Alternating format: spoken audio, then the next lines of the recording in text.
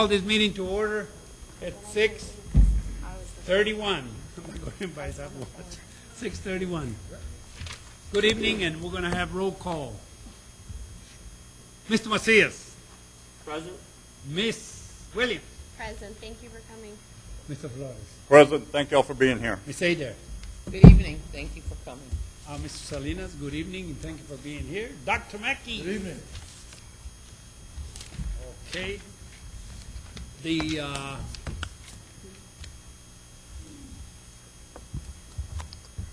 time, I think I'm going to say we're not going to go over 9 o'clock.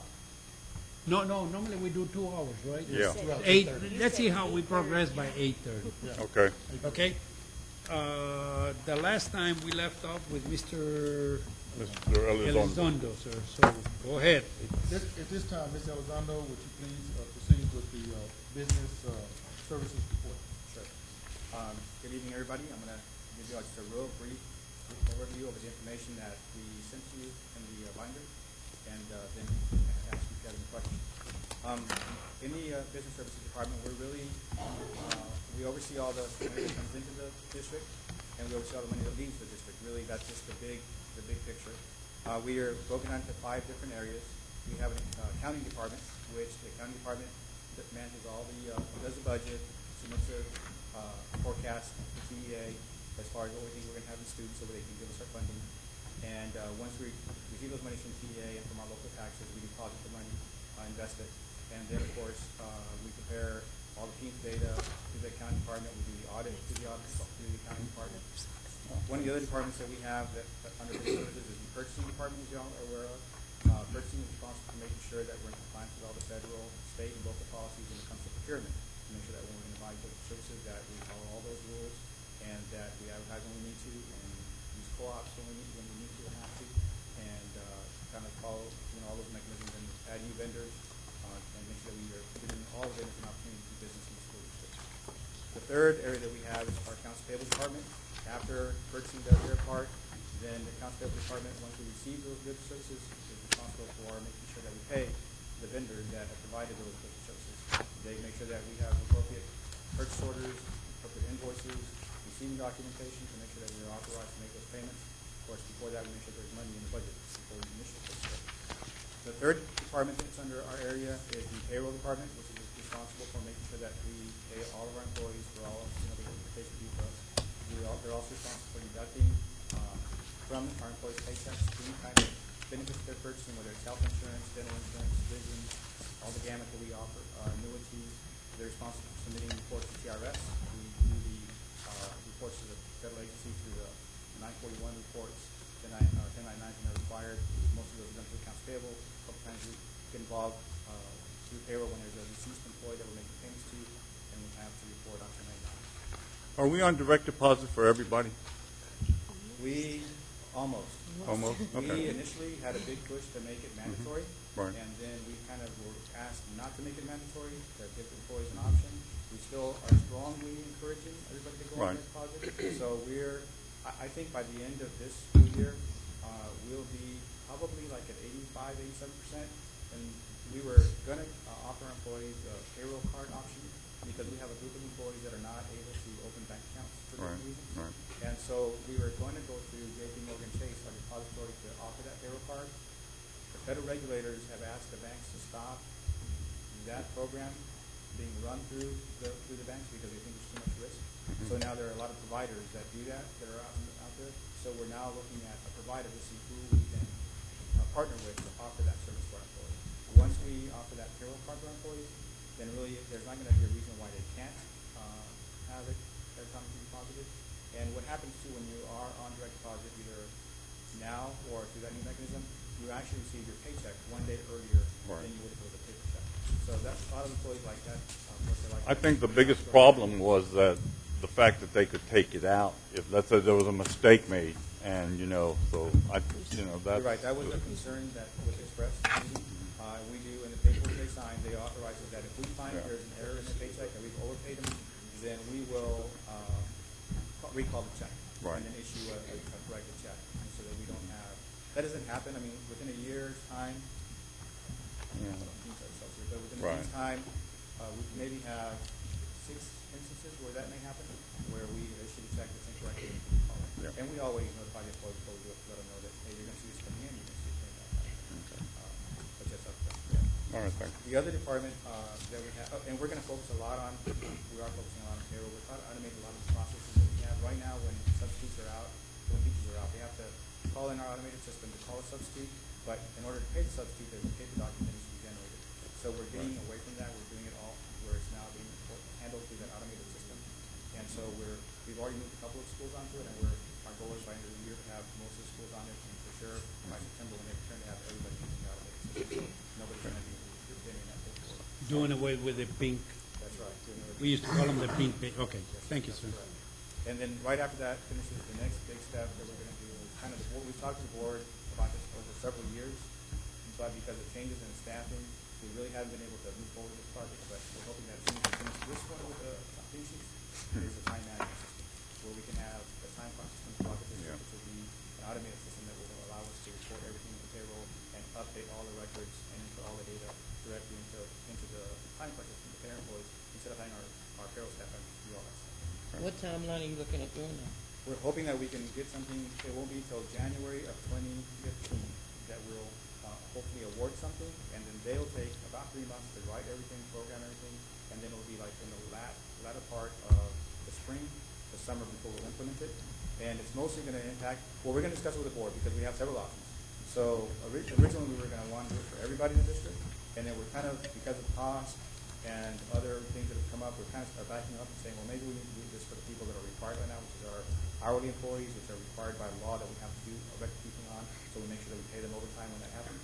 And then discuss with the board, okay, is that the approach we want to take, and then maybe later add the other employees.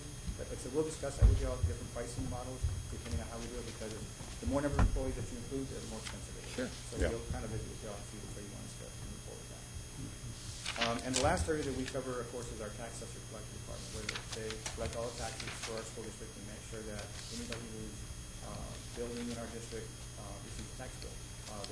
They're not the ones who actually do that as far as make sure that they're getting assessed value, but they work with the appraisal district to make sure that if they see the improvements that are not on the tax roll, they work with the appraisal district to say, hey, you forgot this one, or this is not coded properly, so make sure that we maximize the amount of money that we're receiving in the district. And they also help a lot of our taxpayers with when they are able to qualify for different exemptions, whether it's a disabled vet exemption or over 65 or homestead. They help them with the paperwork and explain how that works and make sure that they're getting those exemptions that they qualify for. On the accounts payable, what's the turnaround? Are we on 30-day pay or? No, usually what our, Mr. Buzz, what we do is any paperwork that we receive in the office is complete. In other words, we have a purchase order, a receiving document, and an invoice by Tuesday of that week. That same week on Thursday, it's paid. Okay, has there been an analysis done on, we pay on 30 days, how much we could, not moving so much money around so quickly, Sure. We have it, and right now, I mean, when the interest rate environment is doing good, Right. that definitely is a good factor to look at and say, well, we want them to just pay when it's due so we can make sure the bank stays invested most of the time. Right now, the interest rates are like at 0.03%. Yeah. So right now, it doesn't really make that much of an impact, so we're getting it in and paying it. Now, sometimes, even by the time we receive it, I don't want you to think we're paying it, 30 days in Right. advance. Because by the time we receive the invoice and the paperwork from the office, It's from been- the schools or what have you, then we may be like 15 days out from the due date or 10 days out from the due date. So we're not paying late, but we're not Yeah, paying, 30 days in advance. yeah. On a rare occasion, that'll happen, but typically it takes the paperwork a little longer to go through all the processes. Okay, thank you. We're not incurring any late fees then, per se? No, on occasion, there will be something, there's somebody misplaced an invoice or something that, takes a while to get to us, but typically no. The bills are paid on time. When there's late fee incurred, it's because the department hasn't submitted something to us, they get paid on time, but that rarely happens. Sure. And the only last thing three things I want to point out, and y'all, that y'all are already aware of, but for everybody that listens here, we, the district, have received a superior achievement rating on the first rating for the past 10 out of 11 years. The program has been in place for 11 years, and the only reason we missed it 1 year is because of our completion rate. It had nothing to do with the finances, but it was one of the factors that was included, and that was in 2009. The other thing that I want to mention that y'all are aware of as well is that on our audit report, we always have to issue a letter saying how we've done with our audits. For the past 24 years, we've always received an unqualified opinion, which means that there has been a good audit. The reports present the way they should be, financially, so it's been a good report, a good audit for us. And this year, if you all recall, last year, TASBO awarded our purchasing department a award of merit at the recognized level, which is their highest level, and they were again re-awarded that for this year. So Excellent. at the conference, they were recognized again for that. And that's what I have. If there's anything I can. You had a question, AJ? I did. Thank you. Appreciate your format. Can you just help me with, I'm on page 3. I know this is the program review, so these figures are what we've done so far this year? These are the budgeted numbers for this year, what we expect operations to be for this year. So, out of the number that's shown, do you have a variance with the amendments that we've made? This number, the 1.3 million, that would be whatever, this would be the actual budgeted number that we have for the department. So in this particular department, during the budget amendments process, we have not amended. You've not amended in your department? There's one, yes. The $450,000 at the very bottom of the page, which was carried forward from the prior year for the time clock, the management system we're talking about, that's the one amendment that's happening in the department. Okay. And can you give us an idea in the various blocks, what the contracted services are? In the first one, those are the electrical, the water. Well, it Is depends, there it depends on the department, right? So Okay. a lot of times when you see a contracted service, you're right. District-wide, you'll have utilities in there, which is the biggest part of it. But when you're looking at this department, they don't pay utilities out of this particular, a lot of our departments. So what would be that $186,800? Sure. So in that number, you have $50,000 for the audit. You have $50,000 that we allocate in there for banking fees, whenever now I'll tell you that, those banking fees, we budgeted $50,000, but so far this year we paid zero, and our goal is to pay zero. And this is what happens. If you have sufficient money in the bank they call it compensating balances, then they waive it. And so it all depends on the interest rate environment as to whether we pay the charges or not. Right now, because the interest rates are so low, it's more feasible for us to keep the money in the bank and not incur those $50,000 because we're not going to get $50,000 investing that money elsewhere. So there are times though when we will use the $50,000 because we're getting $75,000, $100,000, $150,000 elsewhere. So it's better for us. So right now we're not going to spend that money because of what we're doing with the money. And there are our software system, the e-finance system that we use it's $76,000 of that, $186,000 is for that. So that's total that I just gave $176,000 out of that money. Okay, great. And then on your next department, under you? Same question? The payroll cost, contracted services, Right. the $12,000, that's also a part of that. E-finance? That's a part of the that. Okay, so, and then What page? Well, Page 8. Oh, page 8. this particular, I'm sorry, just go back a minute. This particular department is the purchasing department, purchasing mailroom, Right. and the warehouse services. That's at $12,000 that you've seen it. Are you looking at the 16 or the 12? I'm looking at both. I'm just looking at contracted services, Craftsville. So, sure. So some of the things that are in here are when we use consultants for something that we. Okay. But specifics. Do you know specifically what you're doing?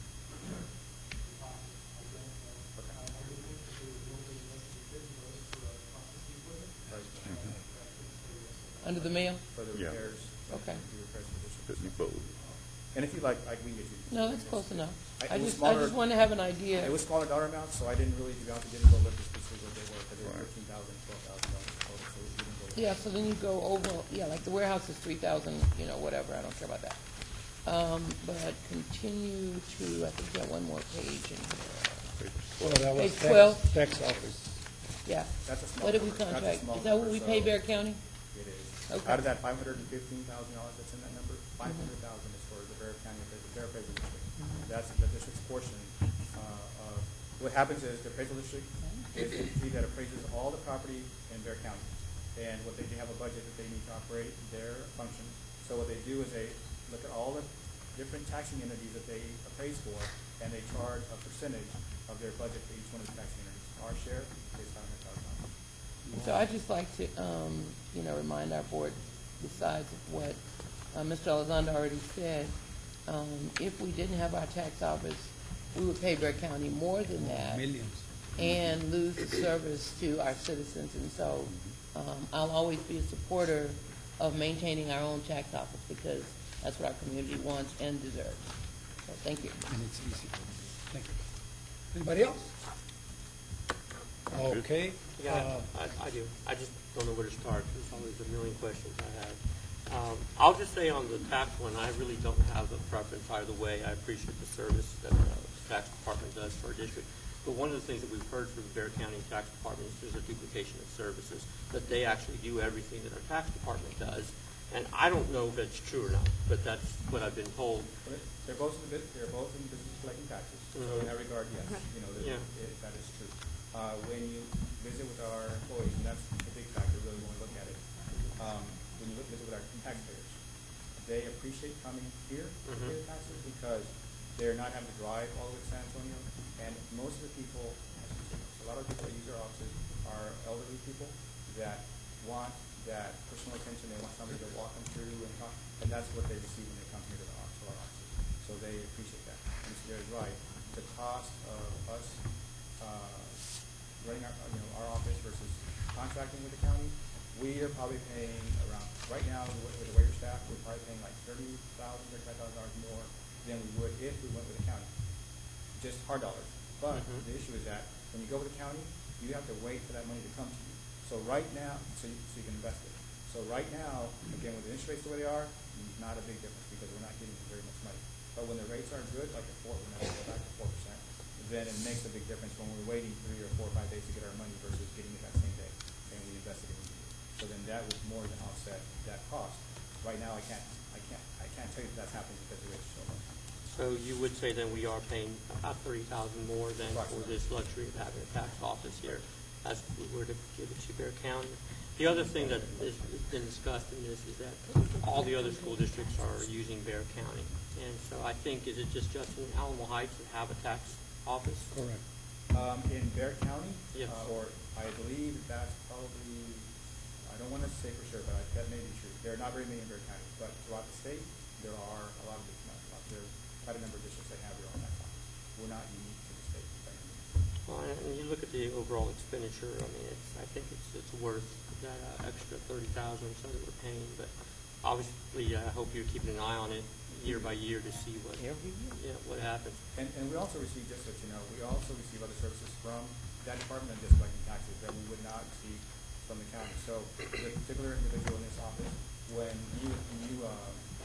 homes are being, subdivisions are being established in an neighborhood, this department also takes care of putting in all the streets and everything so that our transportation department and our parents know if they can tell where they live, then they'll tell them what school they're going to be attending. That department handles that. When we're doing land acquisitions, this department also helps in identifying what properties are available in the district that we would be interested in purchasing and actually making contact with those owners. So we're not using realtors. We're working directly with the owners saying, okay, we're interested in this parcel of this property, how much would it be for that and things like that. So they do a little bit more than just collect taxes. Okay, great. I don't know if this is the appropriate time to ask, but we're talking budget, right? So everything under business services would be related to our operations budget?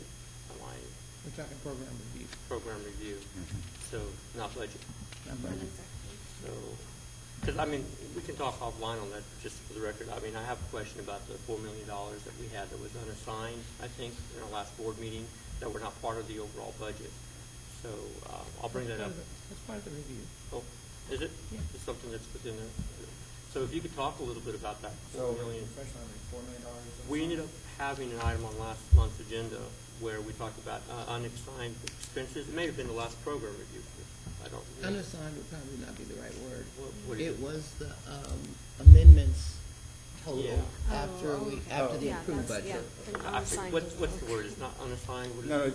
it's really just the net effect of the budget amendments that have happened since the beginning of the year. To the So- general operating fund. So that was $4 million over, and so a lot of those expenses, were they large? I mean, I guess I would probably want to get a report from the board to see what that $4 million total. Sure. I mean, that's a lot over budget. We can definitely give you that, and when we do those amendments, just so you know, there's a summary sheet that always comes with those amendments. In that summary sheet, it tells you exactly what those amounts of money are and they're gonna be used for. But we can definitely give you a recap of those two amendments that we've done this year. Kind of showing, actually, there's been two big amendments and several little things that have come up that as they're, like for instance, when we did the Kirby, gym, you know, that you said, okay, you can approve this project, but you also have to approve a budget of $270,000 to do this project. And so, things like that, so they do add up quickly when we're doing those kind of dollar amounts. But we can definitely give you all a recap of what we've given you in the past, so that you can review it. So all amendments, though, are cast by the board, like you guys bring. Every month. So it doesn't matter the scale, it could be $250 budget amendment or If it's a budget amendment, 25,000? it has to come to y'all. We were not Okay. authorized, nobody's authorized, even Dr. Mackey, to say, hey, go and just change the budget for this and spend the money. We can't do that. Legally, we have to come to the board for every dollar that we're gonna spend over what the board already authorized. And most of the time, is that after the fact, or is it No. before any No, expenditures? we're to come to the board prior to spending the funds, committing the funds. We have to come to the board and get approval, because if you tell me no for something, like the Kirby's an example, we went out and said, well, yeah, we're gonna go ahead and do this project, and then y'all came back and said, no, we can't, we're not gonna do that, then we would be in trouble because we issued commitment. And really, it's illegal for us to do that. We cannot do that. Okay, and just to refresh my memory, the $300,000 that we allocated for sidewalks for Metzger Middle School, was that part of our operational budget, or was it part of our bond budget? Where did it- That one was part of the operational budget, but I don't know that we did. What we did with Bear County. The partnership we have with Bear County, to build But it was sidewalks, part of the general operating budget. it was operating 150. fund, right? It was 150 or 300? Our 150. part was Our part was 150. 150. It was a total. A total of 500,000. Right. Okay. Their part was Yeah. And the other question I have is about personnel, overall expenditures. I think, where are we right now? 79, 80, 81% for, As part of our budget, Mhm. yes, we're under 80, we're between 79 and 80%. For this year, what we budgeted is, so far, we're right at 70. The last time we did that, I don't know exactly, but it's between 79 and 80% is where we're at for a budgeted number. okay, and with the increases, I mean, it always goes up when we pass an increase in salary. Sure, so for next year, that the board approved that we do a salary increase for the employees. So of course, that takes that percentage up. But if we come in and spend money on other items as well, then of course, the whole budget starts going up, and then the percentage starts kind of coming down again a little bit. It all just depends. If we don't do anything else to the budget, and just at the salary increase, then yes, you're gonna see that increase. Now, that $4 million is not a 1%. It's not even 1% of our budget. So you wouldn't see it increase a whole percentage point. It'll increase, 0.5%, some, 0.75%. So it'll make a change, but it's not gonna be drastic. Yeah, it's not like the huge percentage. Right. Okay, that's all I have for right now. Oh, wait, I do have one more. This may not be business services, but I just need to ask, we've talked about managing booster club dollars, PTA dollars. I mean, these are things that are not really under our control. They don't fall under business services. But just so I understand, we're still assigning that oversight to principals. Is that correct? Yes, this kind of gets into a tricky little area, if you will. Booster clubs, PTAs, they are separate entities for the school district, so they Understand. have, right. So we really don't get involved with anything they do because we really don't have the authority to, unless they're doing something that somebody's complained to us that is illegal, inappropriate, and they're using the school district name, one of our schools' names, somehow associated with it, then we do get involved in some of those sometimes, and we want to look to see what's happening, if there is really some wrongdoing. But typically what happens is if there is an accusation that there has been some misappropriation of funds, then there typically is a person who has filed that complaint, it's handed over to our police department, and once there's a complaint, a legal complaint like that, then the police department can act, they can do something, and go in and investigate and look at the funds. But just because somebody calls and says, hey, we think X and X booster club is doing something wrong, then we just can't say, oh, well, let me go over there and take their books and see what they're doing. I'm not allowed to do that. But we do advise them that if that happens, if you're willing to file a complaint, formal complaint with the police department, then we can, proceed, not we, but they can proceed investigating the issue. Well, last year we had a large rash. It looked like issues with Judson Booster Club and some other ones, some PTAs. This year I've not heard of any, and that's why I wondered if there was a major change in what we've been doing to address that, or I mean, we had, Dr. Mackey's had several meetings with the president, all the leaders of those organizations, the president. And so we've gone out to a few of our, we went to Wagner's, PTO, the band, Booster Club. We went to a couple of elementary schools, and we just visited with them about the appropriate way, what should they be doing to make sure they're a legal entity, and how they should be accounting individual signatures. And because a lot of them, it was being handled like just a personal checking account. Some people didn't even deposit any money, they just handled it with cash. We try to tell them, you can't do any of that because you're going to be accused of doing something. The perception is going to be that something is wrong. So you need to make sure you get on the trail, put the money in the bank, make sure there's no signatures, do monthly financial reports to your people, kind of just let them know what's going on. If there's a concern that some of the people who are not officers come in and look at the books for that same organization, so they can come back and report. The rest of the group, hey, we looked at it, everything's fine, or no, there's some issues. But in order for them to be able to look at it and come back and report something, there's got to be some good documentation so they can look at it and say, yes, we had a candle sale and we made $5,000, and this is how we spent the money. And so that, because if they come in here and they can't tell how much we made and how we spent it, then it's going to look like there's something wrong. But they can document that. And that's where I guess it's in my clarity. Principals have some oversight then in terms of working with the organizations like the Booster Club and the PTOs or PDAs? Yes. The idea is that those organizations are there to support the school. And so they are to work with the principal, and if it's a booster club, they'll work with the principal, and maybe if it's a band, to the band person, or if it's athletics, with one of the coaches, or what have you. They kind of determine what are the needs of those organizations, what things could they ask for help from the PTO or from the booster club, and then they work together to try to say, well, if, for instance, band, was trying to, I'll just give you an example off the neighborhood, they're going to New York to the competition, and so they need to raise, $60,000 or $70,000. And the boosters are willing to help and say, yeah, that's something we want to take on. Because the boosters can say, you know what, we can't do that. It's too much money, we're going to understand. But if they are, they'll come up with a plan as to how they're going to fundraise and what have to do to help the school. But the principal also has, because if the principal says, hey, we're not doing this trip, we're not going, then there's no reason for the boosters to raise money for that. So the principal also gets to say as to what things, those kind of expenditures they can incur, getting involved in. Are the principals, I know with the PTAs, the principal is a board member on the PTA. Is it the same with PTOs or boosters? So it's not to say, it's just still one vote on a board, but they do have access so they can see that, so you can see the Well, financial I'll tell you what we advise. Or We advise PTOs the or exact not? opposite. We Okay. advise that none of our employees be on any, they can go to the meetings Sure. and in public, but not be an officer of any of those organizations because they keep them separate. And we also tell them, this is probably they get kind of scared, but it's the reality. Yeah. Each one of those officers is personally liable if there's a problem. Right. And so if the membership decides that, hey, there's some money missing or something, and we're going to investigate, and they find that there's money missing, they can go after every single one of those officers legally, and then they're going to have to provide, legal fees and what have you to protect them. So, and the only way we'll allow an employee, or we'll say, yes, it's okay to do that, is if they have a student in that same school, like if we have a teacher who also Sure. has a student in the school, and they want to be a member of the group, that's fine. But otherwise, on occasion, they'll do it anyway, but we try to say, no, don't do that. Let them do their own thing and do it. Yeah, still one more question.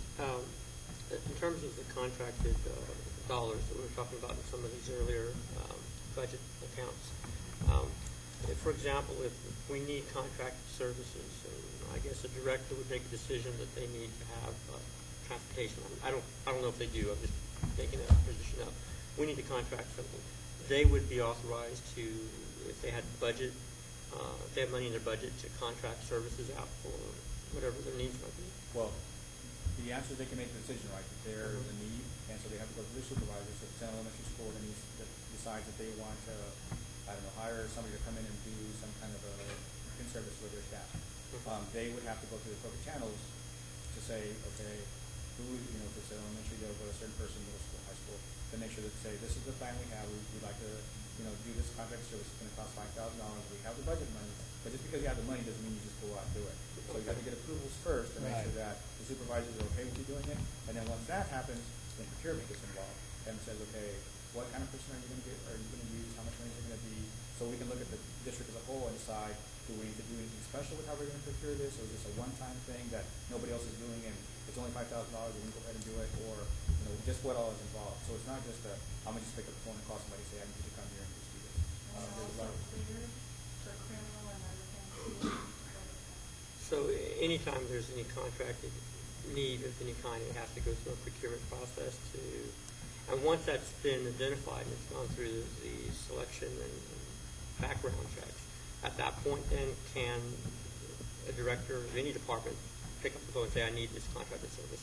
I'll just start over again and go It through the starts over, process. they have to go get approval again from the supervisor, justify why they want to do it, and then go back to purchasing again to the procurement department, and then determine whether, okay, now, because maybe the first one didn't trigger anything because it was a $5,000 expenditure, but maybe the next one's going to be a $30,000 expense, and it may trigger some other requirements, so we now need to know that, okay, now we got to follow these other steps now to make sure we're in compliance with it.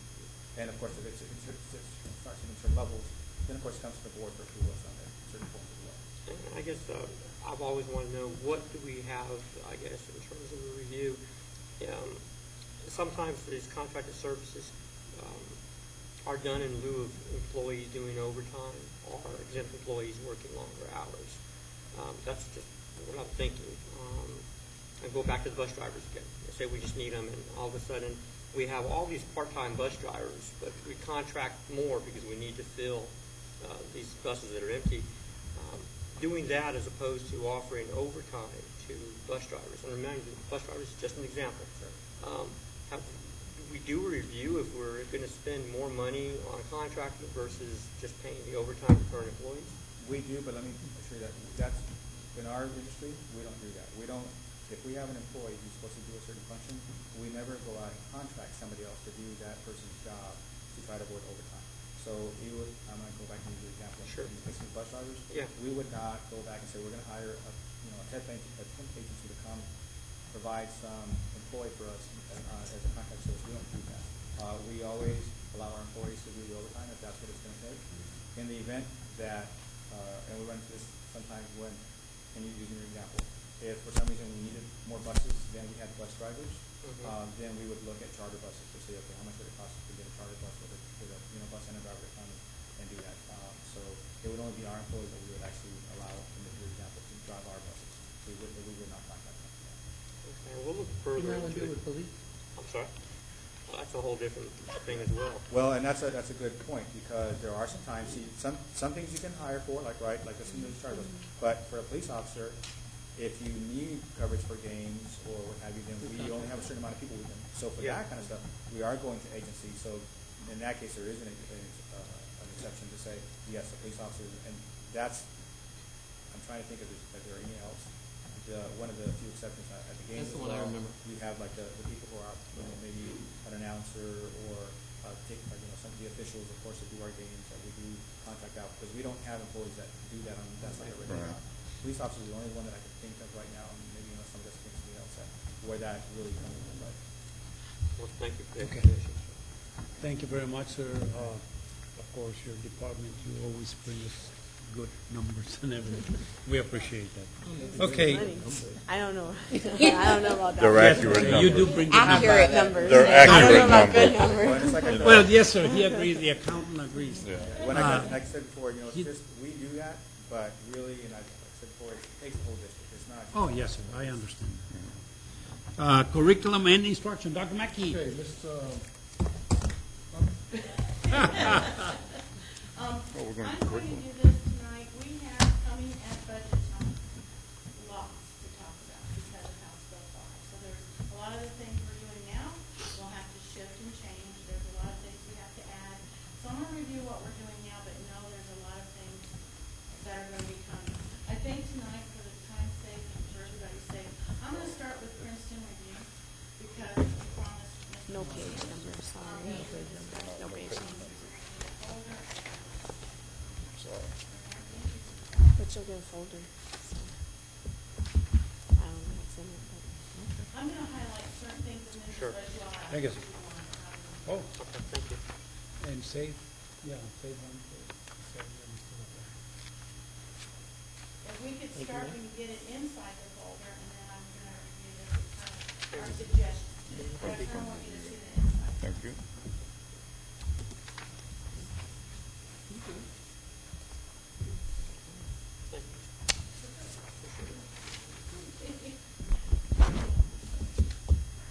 Okay. All right, so inside, we had the Princeton Review top people come in from out of out of the state to meet with us along with the state representative so that we could talk about this program and how to strengthen it. Our suggestion is going to be after I show you everything, that we try it for one more year. Why? Because we put it in very late.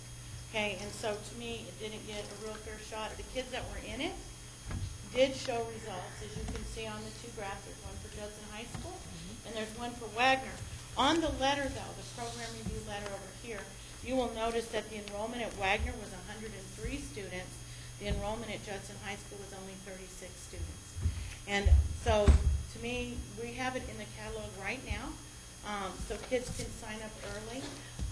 There's a couple of things that we believe that they can do for us that will make it better, because we kind of said, you know, you want our business, you're going to have to help us make this better this year if we still want to look at it.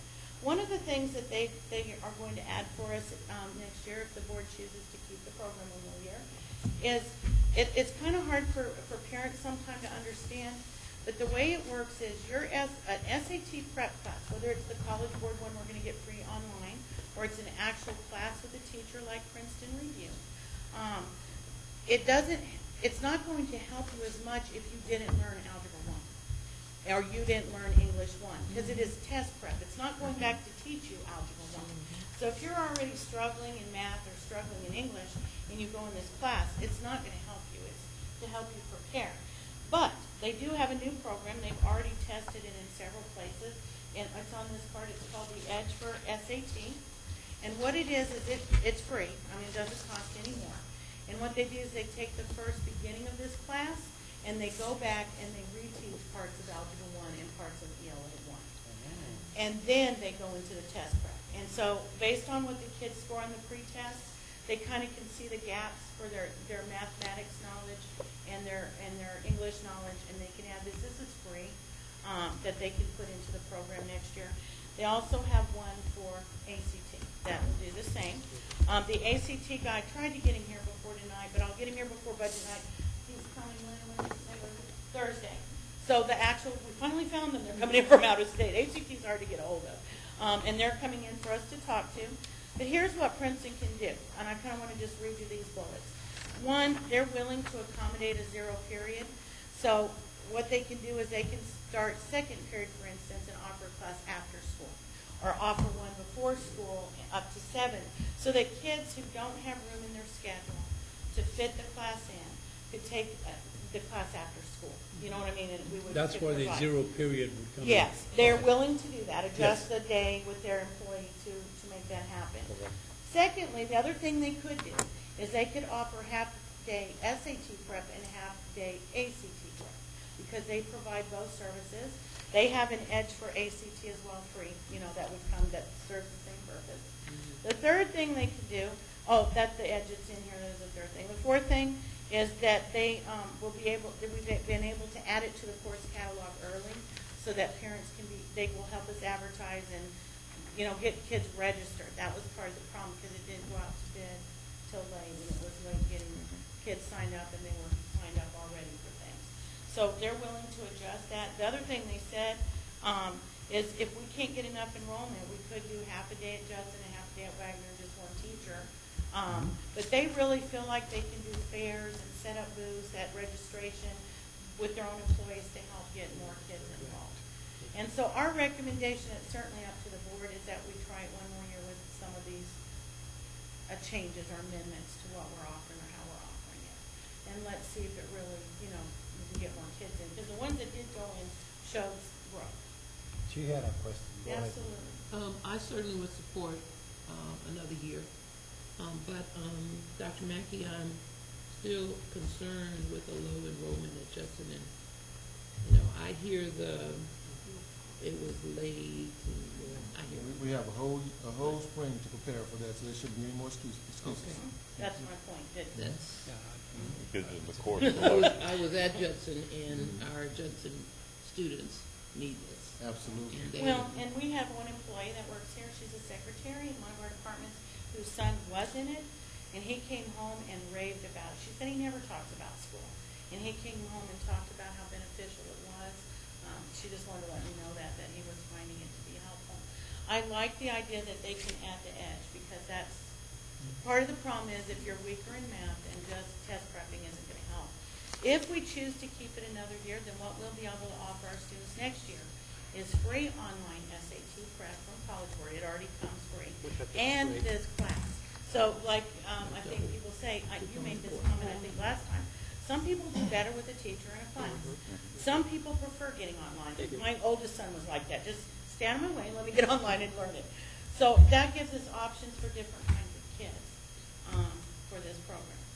But I do want to say kudos to Mr. Fields and Wagner for Oh, yeah. a high level At the of last participation minute, he of your students. really got it. That's Thank you. leadership and getting out there and getting the kids involved because it benefits kids. If it's good for kids, then we gotta go the extra mile to make it happen. And for the budget, how much did we pay last year? Is it gonna be an increase? Do we need to have to put more No money? increase. It No would be the increase? same as this And how last much year. was the budget? Well, it was at half of what we thought we were gonna spend. We had budgeted like 300 I thought it was something. 300,000 was the budget. It's what we budgeted, but we only spent, what, 100? A little bit over Oh, okay, 100. so then basically Yes. we're not spending more because the Oh, money's no, we there. spent actually It's just less. gonna move up. Well, let me tell you why we And the did that. budget. And why it was less is because we used one of their teachers rather than hiring two teachers and all of that. Yeah, and if They they're gonna provided already provide them, trained people. if they're gonna provide them. What that grade one- level were these people, the students? Okay, they started, our target initially, was juniors, was it Mr. Phil, right? We started with. And then they went back to sophomores. Yes, that's it. They dropped down when it didn't fill, they offered it to the next and the next, And- until they had a full. So how are we going to approach it this year, starting with sophomores or? Definitely started with junior.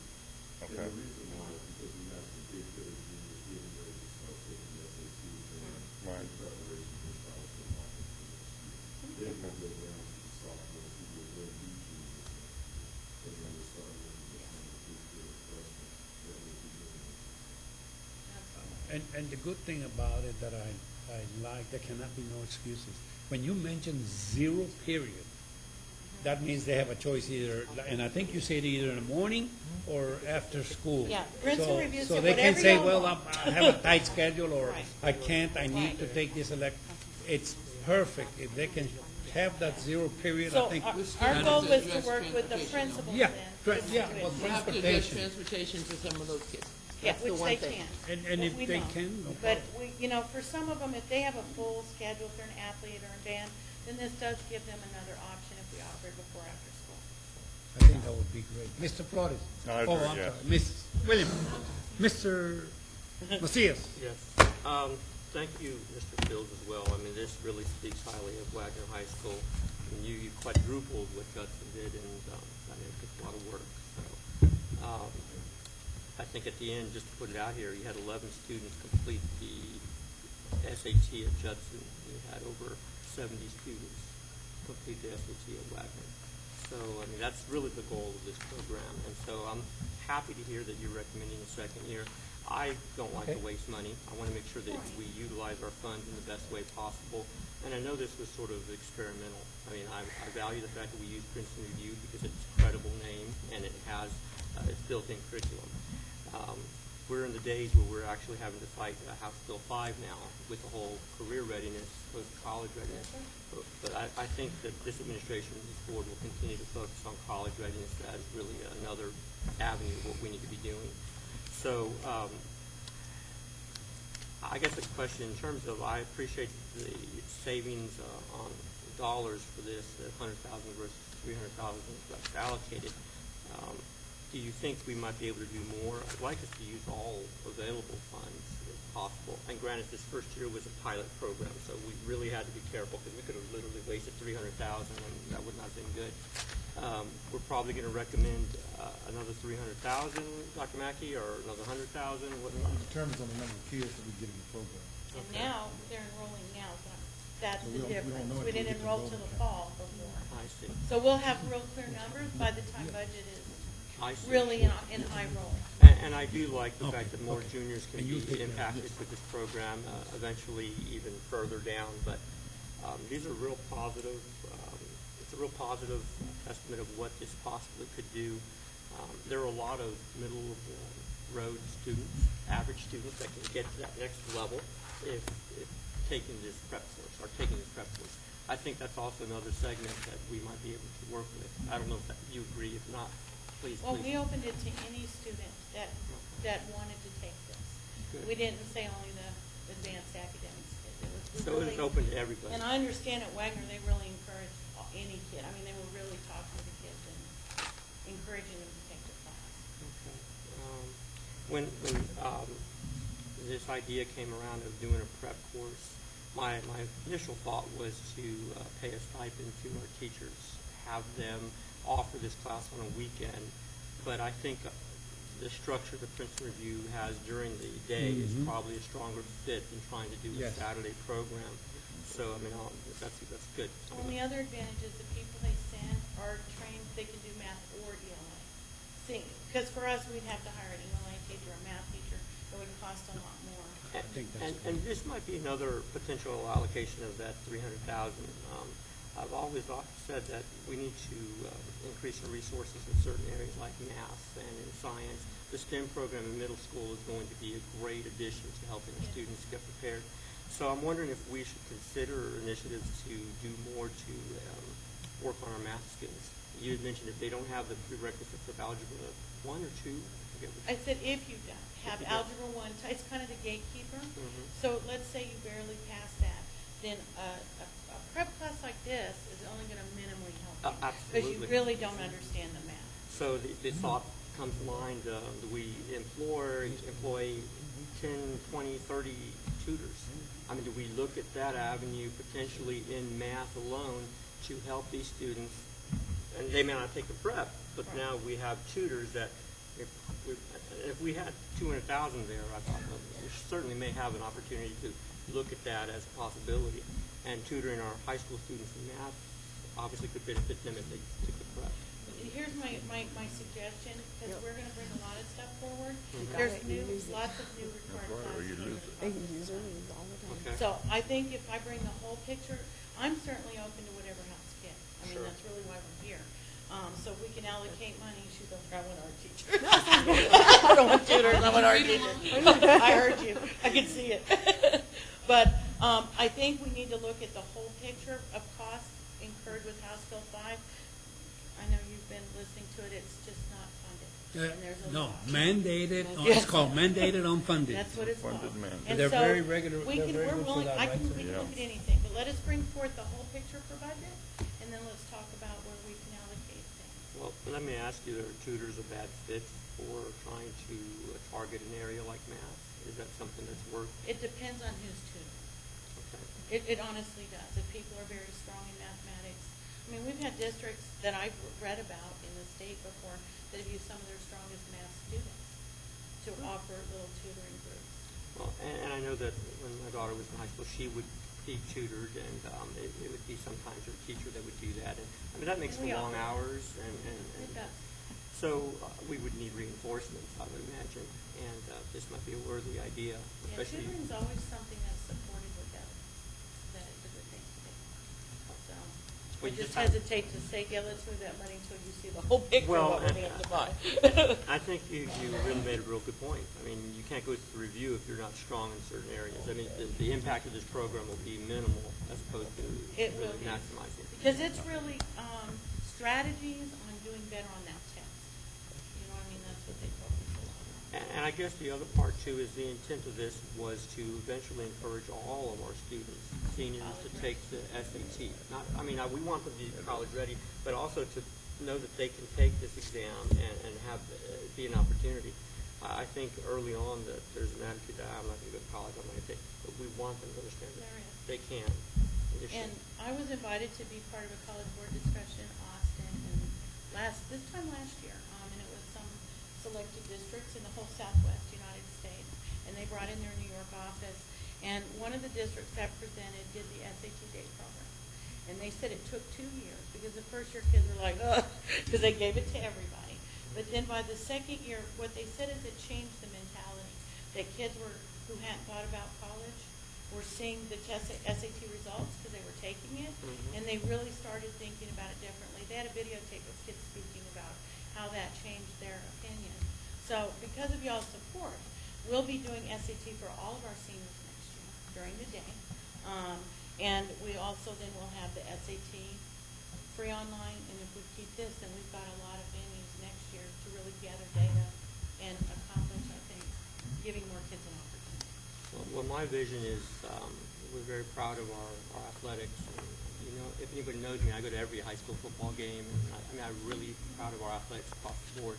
But I also want to see us do something with SAT and college readiness that no other district of Bear County has done. And if it means spending money, I think the community will forgive us if we're making an impact on student lives and their success. That's where we need to allocate our funds and resources. So one day, my vision, Ms. Robinson, Judson leads the way on SAT development. I mean, that's really what I want to see. We're the only district that went up, so we're slowly moving toward that Absolutely. direction, I think, with things in place. So, I mean, I say this again, pie in the sky. You just put something you think that will work, that you know that's proven, and we'll talk about it here on the board if we need to fund it. Yes, sir. And that's critical importance. Yes, sir. But thank you for reporting on this Princeton review. Yes, and Ms. if Adair? you think of anything later, you know, Dr. Mackey can collect questions, and I can get them for you when we come back for budget. Sure. You know what I mean? So if you have additional questions later. Thank you. Yes, Ms. I Adair. forgot one thing I had written down. Okay. When you talked about they test and they go to class, are we using all of the data? Are we connecting the dots and then providing that to the teachers? In other words, if the students are testing low in certain areas of math, is that information being passed on to our math department heads so that they can pick up, you know, in class where they may be short? In other words, not just I use this I for understand your question. the testing, but for our overall. Not as well as we could, and we have a Okay. plan to fix that next year, okay? What our focus is next year, and Dr. Mackey is going to speak more to this at the next board meeting, I believe, is we're actually putting systems in place district-wide. The third system in the three-system triad is an ongoing data with teachers sitting around the table, of which you would have all of this data collected at different times. You're not just looking at STAR data. You're looking at PSAT data. We did have, she's gonna speak to it, because that's a problem. Okay. If you don't have a system, then it just becomes a random activity. That may or may not happen. And so, go ahead. Okay, exactly what Ms. Robinson's saying is that the curriculum has to be aligned, the common planning, and the STAR and ACT and SAT is part of the entire system. And that's something that Ms. Robinson has been instrumental in not only supporting, but she's putting all the pieces together with all the principles and things. And that's a piece where I took the information that Ms. Robinson, that we've been sharing, because, you know, being here for 7 years, you keep saying that some schools up here, some schools down here, and we're missing some pieces. So I kept telling Ms. Robinson, we have a problem. And you know how you can't put your hand on the problem, and you know there's a problem? So we've been trying different things, and we finally figured out what was going on. So that's why we're going to present at the board meeting. So a month ago, I was invited to go speak in Dallas to the superintendent of school boards. And I said, well, Ms. Robinson, put this together. Let me go see if other people can figure this thing out, you know. It makes sense, doesn't Makes it? sense. So first of all, we went to Dallas, and we spoke at a major conference. Ms. Robinson led it, and I was supporting that. And it was standing room only, and they kept saying, every district that was there is calling us, saying that's the piece that they're missing. So the next month, I said, Ms. Robinson, let me go and present this. So I went back to Dallas, and I presented to school board members, and every school board member got mad at the person because I only had 1 hour, and they wanted to had more time. They wanted more time. So at the TASA asked me to come back. They called today. They want me to come back and present it at the SLI conference. So I will be presenting this because we know that a lot of districts are coming over and looking at what we're doing. And we finally put it together because we're seeing success at a lot of schools, and now people are doing it. So the whole thing needs to go to Ms. Robinson because she's the one that's putting all the modules and putting this whole piece together, because we finally figured out that there's pieces that we've been missing.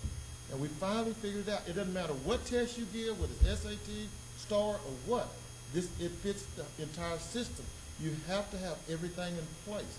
And our elementary teachers and staff have bought into it. And the principals are so happy because it's all that our teachers are leading this. It's not like principals the old way where the principals are just beating down teachers, telling them, you gotta do this, you gotta do this. No, it's where teachers are being the leaders, and they're the ones doing the observation and observing and say, hey, we got a problem. And we just feeding the information, and the principal is merely just the facilitator. And our teachers, and they're doing a great job, and Ms. Robinson. So that's why you see on the organization chart why I got Ms. Robinson and freeing her up. We have to make sure that the presenter presents the same thing at every campus for every subject, so they hear the same word, and it's not mixed up. So that's why I have her doing that right there, and Dr. Arnell is doing other part in elementary, so Ms. Robinson can do high school, middle school, and elementary. And guess what? The system's in place. You all hearing the same thing from one person.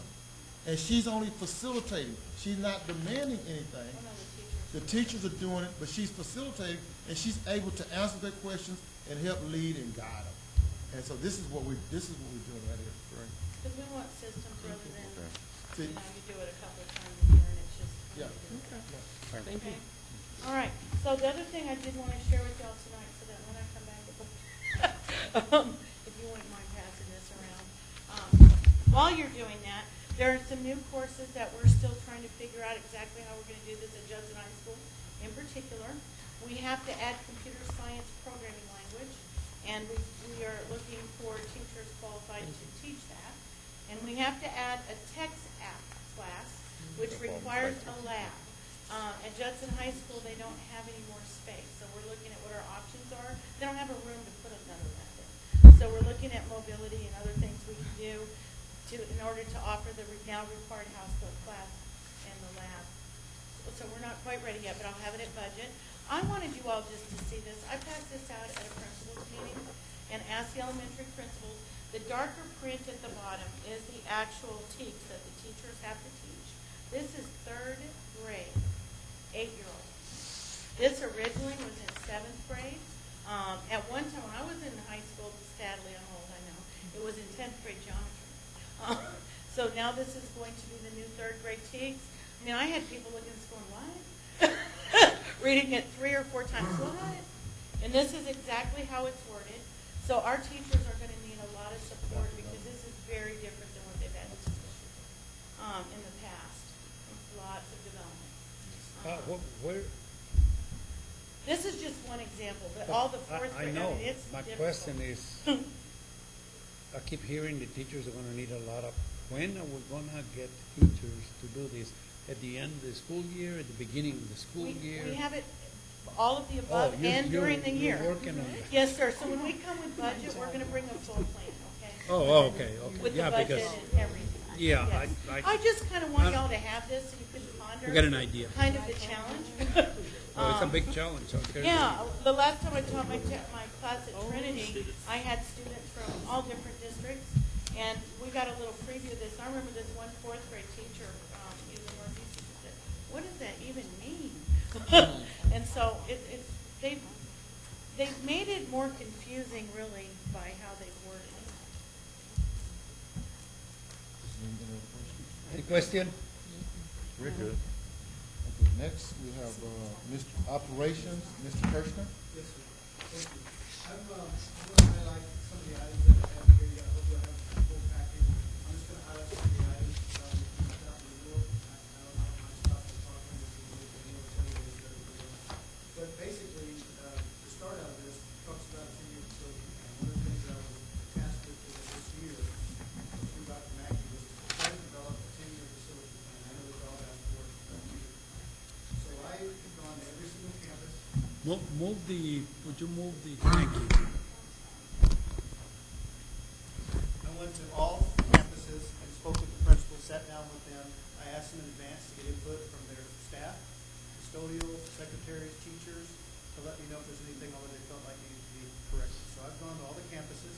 I've got a sheet on every one of them. I brought that back, put it all on spreadsheets, and so I have all that data. I also have our Excuse me, Mr. Kirschner, you're about to not have a quorum, so can we have a 5-minute recess? Because you only have 3 working members. Well, I wanted to get up, but I was staying.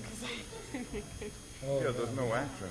that means we wouldn't be able to ask. Well, I'm getting up. Oh, we can still ask questions. Yeah. But because it's Oh, okay. Oh, wait, hold on. I was like, for now. Recess, back on our review for budget. Budget review. Mr. Kirschner. Okay, so just to continue, as far as the 10-year facility plan goes, I've collected all of the information I need from the facilities. I also have the roofing plan. I also have the HVAC replacement schedule. Maintenance went through every single building, to every HVAC unit, wrote down the serial numbers, the years, everything with them. So now, all I need from you, Dr. Mackey, is a team of people to start putting together the 10-year facility plan. Group of, I'm hoping to get citizens and school personnel to start putting this all together in one comprehensive document so that we can move forward, we can have a plan, 10-year facility plan that not only gets us to bonds down the future, but also tells us where we need to be in 2024. I'm pretty sure we might have a volunteer here. Thank you, Mr. Morrell. You can go find that- y'all somebody. Go find somebody. That was my big headliner. Yeah. Oh, yeah, we appreciate that very much, sir. So if I just want to itemize a few other things. One of the things I wanted to note, and it's on my cover page, is the facility use. We have processed this year almost 10,000 I was facility uses surprised. through FS Direct. Part of that is we've invoiced over 140,000 just to outside entities that use the facilities. I bring that up because it's getting to a point where a secretary is trying to manage all of that, and it's getting very difficult for her to do that and to do my job. I don't know if y'all know Sheila left, and we hired Hillary in that spot. Hillary is coming in cold and learning it and doing well. But Sheila was there from inception, so she understood everything, and it wasn't as difficult for her, but it got to be pretty cumbersome about the time that she left. I think it would be something for us to look at a dedicated facilities coordinator, that's what they did 100% of the time. You can see that the money comes in for that. Some of the money that comes in, goes back and pays for the custodians and supervisors and security. But if you have somebody dedicated to it, it would have to be somebody that's got the full support of the board behind them to say, you're going to charge every entity, because some entities still squeeze through and they get in and use our facilities and they're not paying it's not consistent right now. So that's one of the things I'm going to look for. As far as, Hold on, sir. yes, sir. You said that you need a extra person for facilities. If we had an extra person for facilities, one that just dedicated their time to facilities use, to working with FS Direct, to billing, to signing them all up, to doing final approvals with everything, they would be a person that would bring in a lot more than $120,000. Yeah, but If we do it as we've been doing, a secretary can continue to handle this, but we're going to be losing some money that we should be capping. yeah, but I don't think we need to call him a facility coordinator. Coordinator to me handles a lot. Whatever you can come up with, I would support something like that, sir, because I noticed invoiced over 140,000. So you come with a job description, sir, It already is together. I will support It's together. something like that It is because together for the budget. we definitely need something like that. We invoiced 140,000, but what's the profit on that? That's something it's kind of hard for us to tell right now. What Right. happens is that money goes all back into the general fund. Right. And I know that when we bill back some of our custodial and security and Mm-hmm. supervisory and people with that, well, hopefully if they code it right, it gets billed back to that account and Right. gets pulled out of that money. I might have to rely more on Jose to kind of. Yeah, tell me well, exactly that's how really it's the done. telling sign, is that if it's cost effective to have a person in there, because, we invoice 140,000, but it costs 141,000, but, I'm sure it doesn't, but you have to look at it that way. So moving through, I'm going to go up through maintenance. I just want you to point out some of the initiatives we're going through this year. And this came also from me getting a review of those facilities. I walked through myself with the principals, talking about what their needs were. And some of these things I felt like we should be doing these through maintenance, through the M&O budget. So these are the things that we're talking about next year. We would like to add as part of the budget through maintenance. Making sure we get whiteboards on all the campuses, some paint and wall repair, some HVAC replacements that are coming up, as well as HVAC controls. Also, some flooring projects. One of the schools I want to bring up, we just had an air quality report, indoor air quality report out on the press. We've been having complaints for a while about, hey, you got mold, you got this. The odd thing is, we didn't really find any mold in the building, but one of the big things that the consultant brought up, he said, as long as you have carpet in this building, you're gonna have people with these allergen problems. So we were already gonna take up the carpet in the hallway, so he's recommending doing all the classrooms and everything. So that could be a big expense if we go to that. We'd already budgeted for the hallways, I think it was $38,000, something like that. Once we get to the classrooms, it's gonna be more. But that is a big project that we're gonna need to look at to see if we wanna go ahead and budget the full thing for next year, or stage it, and wait to do the classroom next year. But he said, until you get rid of carpet, people are When- gonna have problems, you're gonna have these allergens. There's some other things that are gonna be done. I've got pictures of ductwork, and the HVAC equipment, and they need a very thorough cleaning and very thorough sanitizing, so that's gonna help. And I don't mind you saying that we're gonna get rid of the carpet. The administration in that building, how do they feel about He that? wants it. See, that's the Okay, multiple well, times. I She just wants to want to remove say, it. let's not say She we're gonna wants take to it remove- off, Yes. and we haven't contacted No, the no, people she- that are there she's already kinda daily. started it the first Teachers, day. teachers and administration, okay, okay, sir. Um, You bring us, that, and Yes, then all, we'll take and care. all of these things I'm outlining in initiative pages, and you can see we drilled it down to cost per student, because that was one of the things. that- Yes, by the way, I've never seen that before, sir, but that was a pretty smart thing to see, well, how much is it costing One per of y'all asked student? for it, so we decided. Oh, to I put them in. don't know Just thought it was standard. if they did, that was pretty good, because it tells you there how much. The it's gonna smart cost. deal, that After must have that, been me. No, Mr. Doesn't Chairman, matter who gets the credit, just do it. Yeah, Oh, just do was it. the Flores. Just do it. Okay, thank we you. also have some concrete and asphalt repairs going on. Oh, yeah, I saw that. One of the things I wanted to point out with facilities planning is you notice that there's three major projects, Post Kirby Middle School, the new Copperfield Elementary School, and been working on getting everything together for the high school, and now that we have selected a contractor and contracting with them, that's gonna be moving forward right there. But there also is another page, you know on here, there are 32 what I call minor projects. People think, it's real easy to do these things, and these take a lot of time for the facilities planning department. So just wanted to point that out, that is something that, that happens through that department that they do every single year. Moving forward, the police department. Well, before you leave that then, minor projects. A minor project to me would be the beautification of our campus. That is many of the projects that happen. So, and it's in your package, so if you look through, you're talking about shade structures, trees, storage sheds, awnings.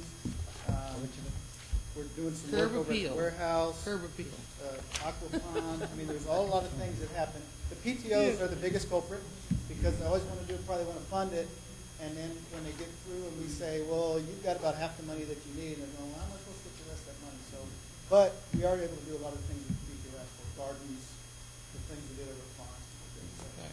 How are we on, I notice here a security entry at Park Village. How are we on our older facilities as far as security entry, trying to get This year, them? we got allotted $100,000.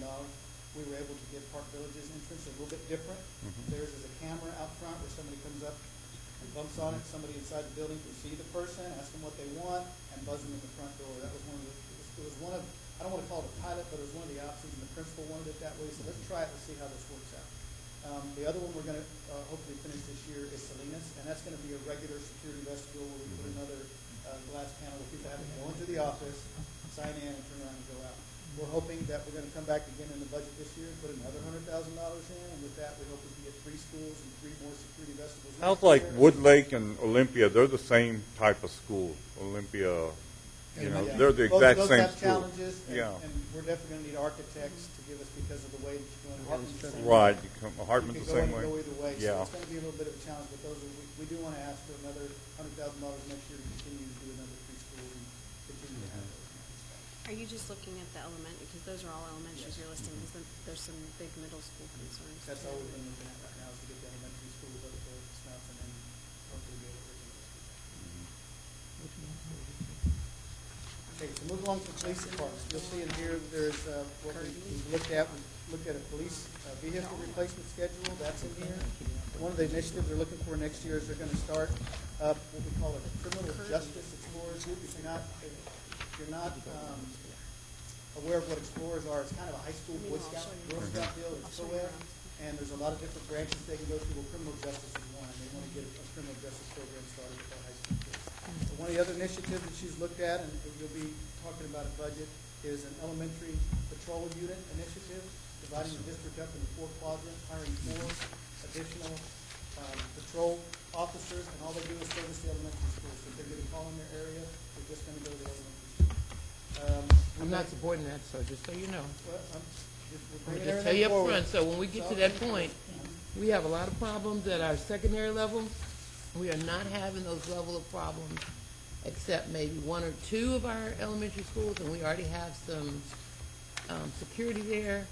And to put security, say, at Ed France and Crestview and Live Oak is right there and responsive, when we really need more on the south end of the district. You know, if you're going to bring in more security, let's put it where we have potential problems and not waste money. Those are budget things. I know, I'm just telling them ahead of time. Yeah, but Yeah, I don't, I don't think they're talking about putting 1 policeman on each one of those quadrants. No. No, I mean, yeah, but not on Hey, every that's elementary. budget time. They That's put it in budget. the book, it's right Well, there. that's, I'm looking yeah. because you're going to hear this. Well, I understand that, but, you know, this is It's really review. not making program a review, decision it shouldn't have been in Oh. there. Yeah. You're right. That's It's right. not Thank you, program sir. review. I stand corrected, sir. We are going to reinstitute the GRADE program. Some of the grant money has come back, so we're going to be able to do that for next We year. need to do that. And as well as the DARE program. Those are some things we're It doing. used to be Bear County, and they took it away. Yeah, and I can't remember the grant, but there is another. Oh, okay, good. Under energy management, one of the things I wanted to make note is we had this past year a reduction of over 4 million kilowatts, which equated to about $197,000. There were more money, of course, you know, we had another $42,000 for the demand response program. So we're still working hard on that, and there's more room to go. The retrofit, I believe, was the Gray Campus that we're working on, We or? are working on the lighting retrofit right now at the Gray Campus. That's Okay. the next thing I was going to bring up. We're looking hard at the LED option. We set up 2 classrooms over there. One had LEDs, the other one had T8s, which was the traditional lamp replacement schedule that we've done at the other schools. Everybody seems to like that LED option, and after you start adding up what it costs plus rebates we get back, it has about a 1.5 to 2 year payback on it. So we're Wow. really That's going great. to be talking a bit more about those, about that. I really want the energy people to be sure and tell us how the energy changes impact education. We can do a lot of changes in lighting, but not necessarily all energy efficient lighting is good for learning. That's Whether why we it's did the those pilots. atmosphere, whether it's the, yeah, so please remember to check with our educational experts on the lighting changes and how it fits in with learning. Well, and that's why we did the pilot, so the teachers can go through, the principals can go through. I mean, Dr. Mackey went over. Remember, there's research out there on All these lighting in people are going education. through and looking at it, they're giving feedback on it, we got feedback, hey, tell us what you think, what's going to be like that? So, those are some programs. that- What about your other, Mr. Raspberry was telling me at the gala about the schools that were getting some monetary rewards for their energy. Can you share with the board? That's a review. Yes, I'm going to go back to the page on here a second. This past year, we were able to allocate, because, you know, we said, when we set up the program, 10% of that is going to go back to the schools to do good things, and we distributed checks in the amount of over $14,000 back to the schools that they could use for needs on the campus. Maybe they need more paper, maybe they need some other things. But that was, The principal says but that. that was part of their budget. They had already said, this is what we're gonna do. No. And that Part was, of the energy Yes. management's budget. Yes. We set aside 10%. Well, yeah, no, it was part of energy management budget, but the campuses, that was extra money That for was extra them. money for them. And Ah, to me, correct. it was a great incentive. Yes. And the teachers, the principals that I talked to, they were very encouraged and very excited about that check. Yes. That they had extra money to play That was with the whole based on point. that. Hopefully, next year, they'll do a little bit better, and we can, you know, they'll Get make the sure word the out. lights are off in the classrooms when they walk out. the Tell door. them, Mr. Limsky. Okay, recycling program, we're gonna continue with that, we're still adding schools, and this includes also the organic materials out of the cafeteria, the food waste and all that Oh, kind of that's stuff. right, we're gonna do They're going, and they're going back to New Earth, which mixes them in with their soils, they compost it, mix it with their soils, so that's a great program, that we're working on. The mag bearing chiller initiative, you know, we talked about, we put that new chiller at Kirby, it was a magnetic bearing chiller with, at Copperfield Elementary, that was a true air-cooled mag bearing chiller. And those air-cooled mag bearing chillers, there's not really a lot of competition out there, so the price on those is a little bit higher. It was very But high. the water-cooled mag bearing chiller, actually, when we got the folks back in on the high schools, because there's more competition out there, Dyken McQuay and Archicol, and there's a couple other people that are trained that are putting those in the system, we actually got a very good deal at the high school on the magnetic bearing chillers, and that payback is going to be about 2.5 to 2.8 years. So I'm really So excited. much better than what we did on Kirby. Kirby was close to 9 years. And I believe, Dr. Mackey, you had mentioned for the new high school, right, sir? Yes. Oh, okay, Yeah, okay. they're in there. We had that. as well. Okay, okay. Okay, good. Yeah, he had already So the talked to me prices about of that. those are starting to come down because there's competition out there. So I think, Oh, good. plus, the maintenance, everything we brought up before is a definite plus for us.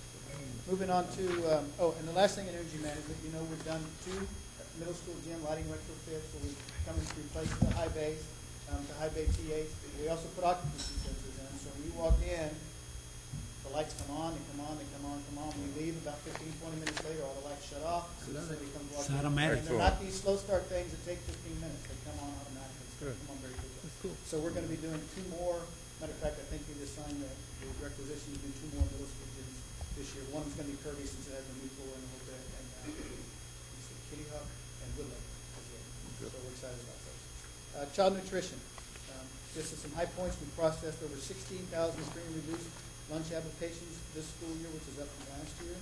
We've started a student health advisory, and I know it sounds the same as y'all's, the Shack, yeah. We call it the Shack, but it's a little different. That's This is okay. where we I go heard to the from Mr. schools Jones and we on have the kids do It's taste good. tests. They've done 10 of those this year already.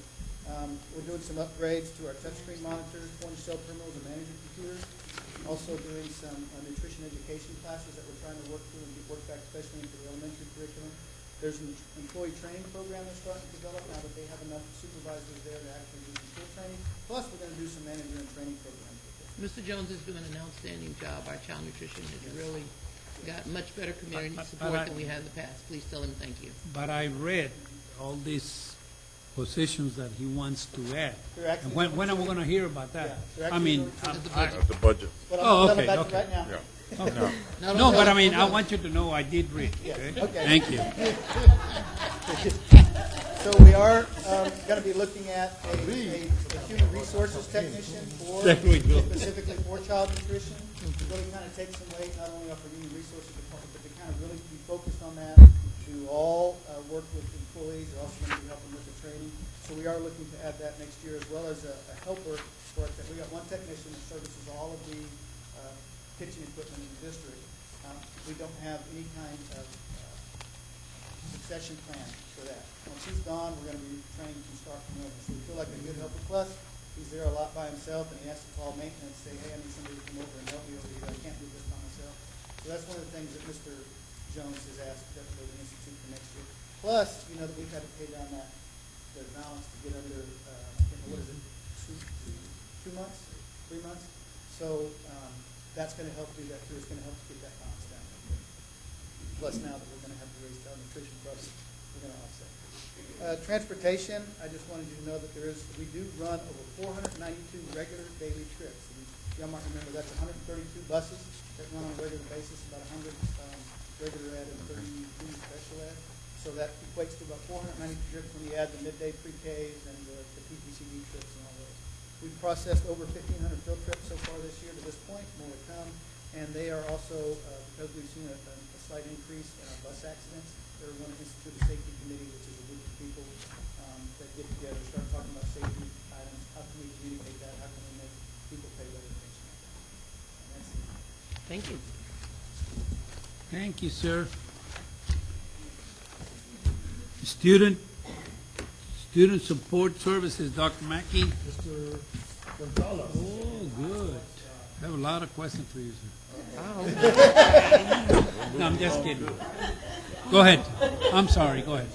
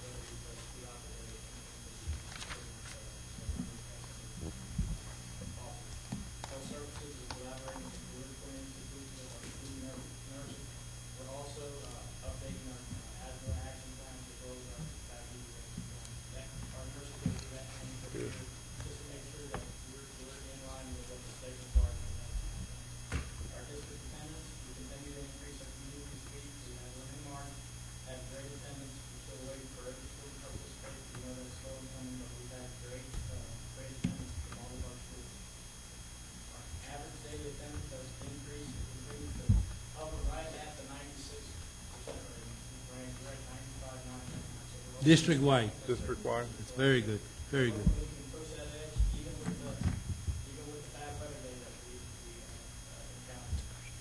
We also have had a decrease in our truancy violence. I was gonna ask. Mr. Kirschner, To 1,900, which is a great excuse me, thing. they'd like you to pass the mic.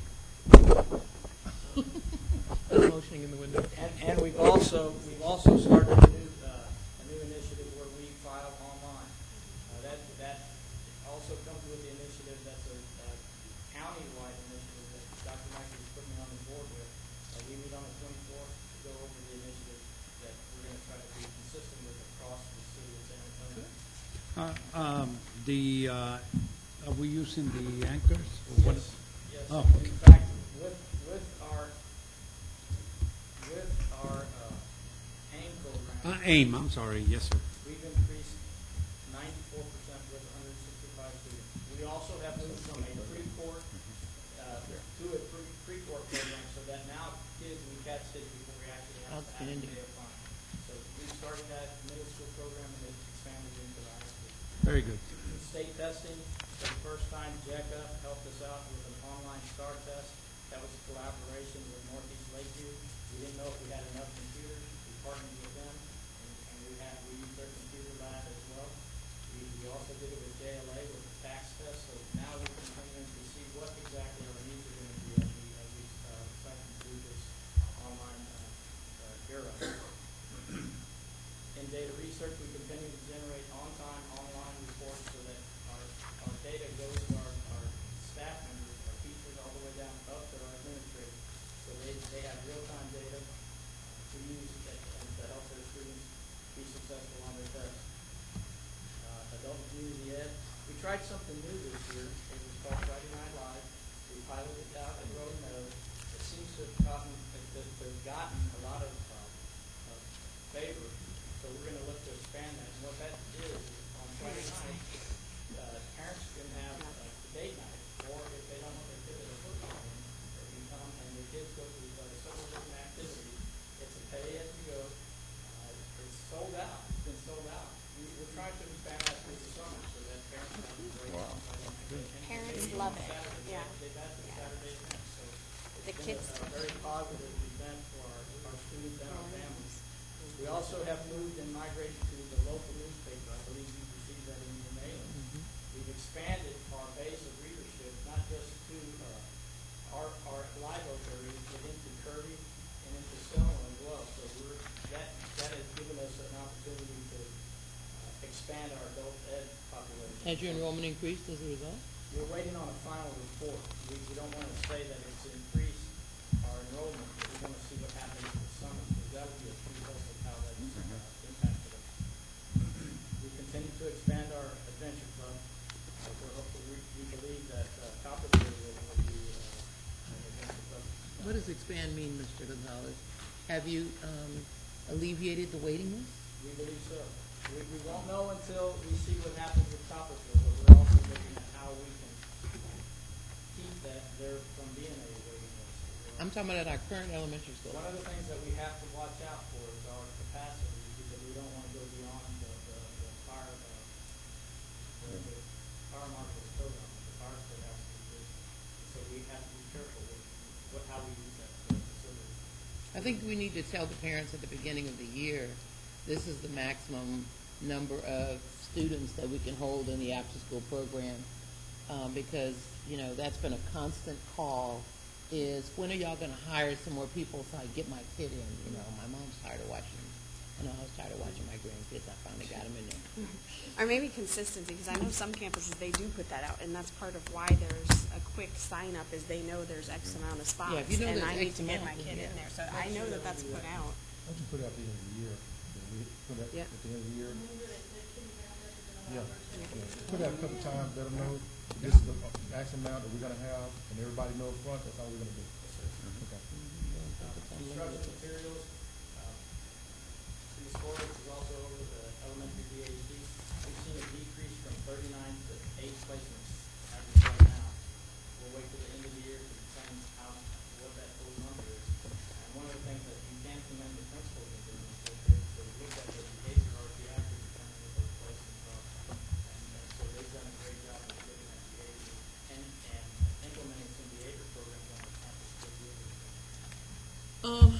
wish I could be as positive with you in that area. Some people in the community feel like we should have placed more of those children, that their behaviors are impinging on the learning of their students.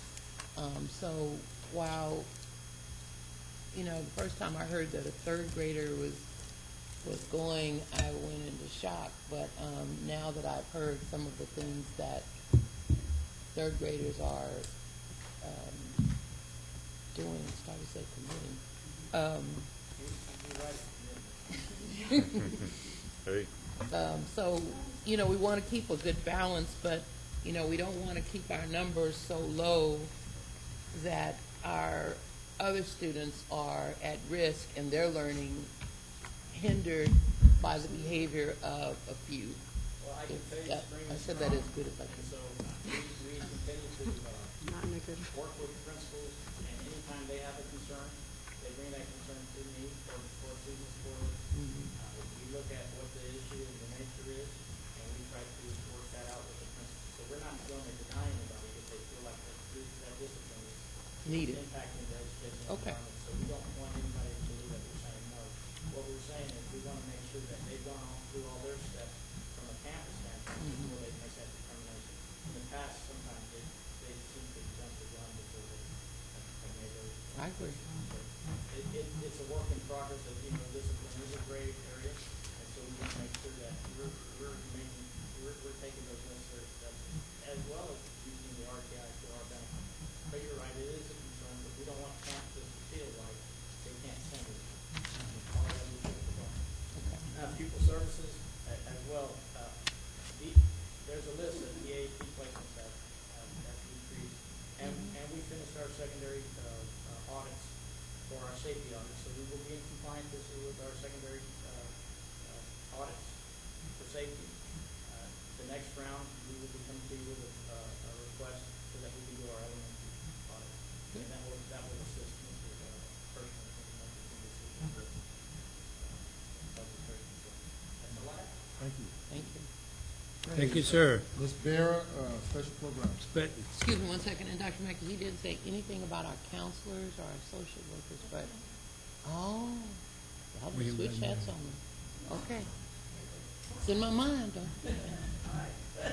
Good evening, Ms. Vera. I'm just going to go ahead and quickly just go over the programs The mic. Mike, thank you, ma'am. All right, can you hear me now? Testing, can you hear me now? All right, I do want to let you know with Kate, 45% of our students at the secondary level are taking Kate classes. 45%? Yes, sir. Excellent. And that really is going to really help with House Bill 5, since most of the endorsements are based on a lot of the Kate classes. One of the representatives that was instrumental in writing this House Bill 5 actually has had a very strong support for the Kate programs, and that was part Representative Laviala. Also, 113 students to date have received industry certification. Compared to last year, we only had 46. Wow, that's a big jump. 100% of our teachers are OSHA certified, and we've also added 2 dual credit classes, 2 programs. One of them is the criminal justice, and the other one is the early childhood professions. For federal programs and grants, as you know, we received one of the largest grants in JISD history, over $3 million. And all of our title schools have met the standards on the STAR assessment test. And I would attribute that to all the academic support that the title programs were able to provide to schools. For example, the academic deans, the instructional coaches, the RTI facilitators, and extra reading and math teachers that Dr. Mackey requested last year for our Can I ask you a question on that part? schools. before you Yes, go? sir. Yes, ma'am. When you spoke of those positions, and when we come to the budget, Dr. Mackey, I guess, where are we going to be funding those positions from? Those are still funded under Title I of Compact Menace. And we're still going to get the same amount? Well, one of the things that we've done, and Dr. Mackey has made sure that when we look at our budget, that we've allotted money for this particular positions. For those And so- four? Yes. Okay. You have to realize that we made a transition, Ms. Robinson, on that when we're getting these RTI instructional coaches, that we're reducing a lot of age to We replace them with professionals. professionals. Oh, okay. Yeah, so that, And that was one of the reasons that when he said this is a priority, that's when we really placed, as a matter of fact, and as I've been meeting with our federal programs person, one of the things that we're looking at is making sure that we balance, making sure that we have this support and at the same time support the parents. Yeah, because as part of the review, one of the things that has been brought to my attention is the fact that the district is dictating that the schools spend their Title I monies in these positions, and that the schools have lost their, Autonomy at the, right. that's the exact word. Right, no, and I can see where they would do that. The only thing here, Mr. Dare, is that as we start looking at really what programs are most beneficial for the masses, as we look, we have found that, and also in looking at what other districts are doing, that we've been able to establish that this going in this direction best, and as you can see our scores, we were one of the 3 districts in the San Antonio area. Yeah, and just for clarification, I really support that, having sat on site-based at various campuses. In order for every campus to have the same opportunities, there needs to be some centralized direction. Because the other way, when the site-based, because Mr. Merrill sat on some site-based too, you go to the site-based meeting and the parents at the site-based, they don't really understand the higher ed type of needs. And so in their site-based, they'll want this, this, and this. And so you might have this elementary school doing this with title money, and this elementary school doing this, and then they fall lacking. Their kids don't get what they need, and they don't understand why. So by the central office saying, we know these things help further learning, and we want every one of our campuses to have that, I think it's wonderful. But there's just a little transition resistance And we that work they're very having closely to. together on you that. have to look at this, Mr. Dare, every campus is different. Every campus have, when we look at the data, we look at the wall, the data, every campus is different. And you have to look at the needs, whether it's math, whether it's science, whether it's social stuff, you have to see what the need of that campus is. And that dictates to you what you need, what we recommend for your campus. We really push that because we see the data. It tells us that. And I always say, you gotta follow the data. It's not gonna lie to you if you look at it. Let me just say one thing further. When we looked at Northeast and Northside last year, they've taken off the top amount and provide every school with at least one academic support program, which is what we're doing with the RTI facilitator.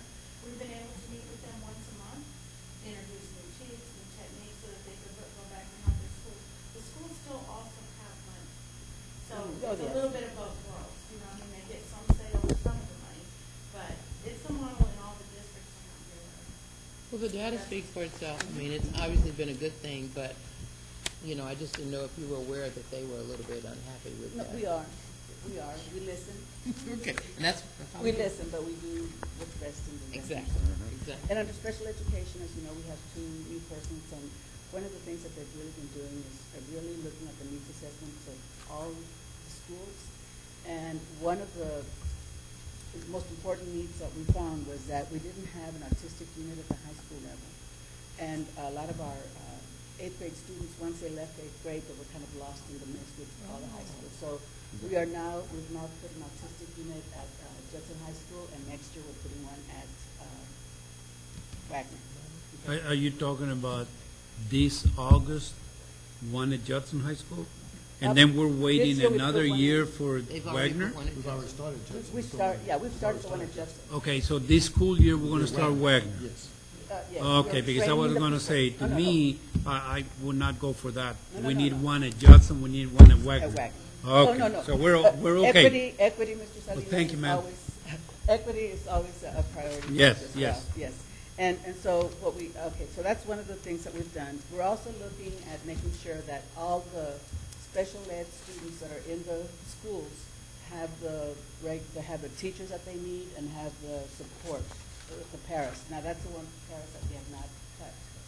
We are adding that to make sure that we try to limit the pupil-teacher ratio so that it's equally across the district, equity purposes.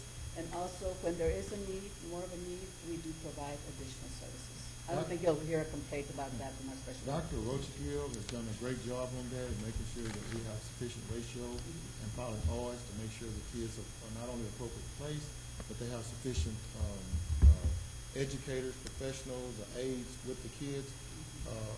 We want a few districts that we're really on top of that, because I'm getting calls from other districts that they're so far over budget trying to do that, and some of them TEA is taking over. A couple of large districts around here have really come in, and TEA is sending monitors because they have not been monitoring special ed program and providing them with the personnel that they need. So Dr. Rocheville, I can applaud. She's very much on top of that, doing a great job.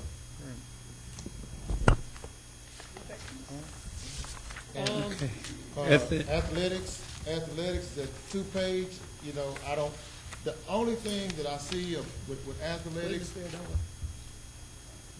I have one question. Yeah, go ahead. And you're talking about the Kate, I got a Kate question. And you're talking about the Kate and the numbers that you gave us, and the increase. I'm still not clear on where our Kate is being integrated with our STEM, with our Project Lead the Way. Do we have a smooth integration? Are we going to bring all of those things together?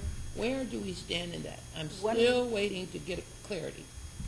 3 very different things. Why? One is a grant, and the grant, we receive that money, and it's very specific to the Project Lead the Way?